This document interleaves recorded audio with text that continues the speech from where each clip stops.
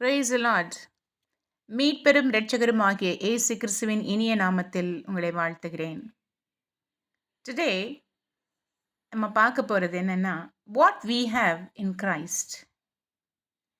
Who are வீன்னு பார்த்தோம் in Christ. இப்போ what we have in Christ, நம்மிடத்தில் என்ன உள்ளது, கிறிஸ்துவில் இருக்கிற நம்மிடத்தில் என்ன உள்ளது. வாங்க, அப்போஸ்தலர் பகுதி 3வது அதிகாரத்தில் நம்ம பார்க்குறோம். ஒரு பிச்சைக்காரனை அலங்கார வாசலில் வைக்கிறாங்க. அவன் தேவாலய வாசலண்டையில் டெய்லி பிச்சை கேட்குறான்.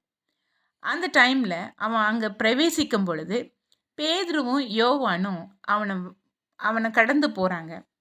அவன் ஏதாவது அவங்க கொடுத்துட மாட்டாங்களா அப்படின்னு சொல்லி அவங்கள பார்த்து எதிர்பார்த்துட்ருக்கான். ஏதாவது கொடுக்க மாட்டாங்களா அப்படின்னு சொல்லி. அப்போது பேதுரு, எடுத்துக்கொள்ளுங்கள், அப்போஸ்தலர் பணி 3, 4, 5, 6, 7 படிப்போம்.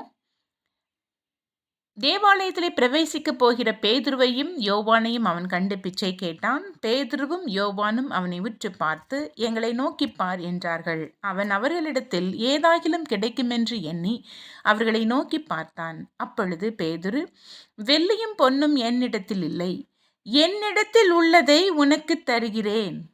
நசரேயனாகிய இயேசு கிறிஸ்துவின் நாமத்தினாலே நீ எழுந்து நட என்று சொல்லி வலது கையினால் அவனை பிடித்து தூக்கிவிட்டான்.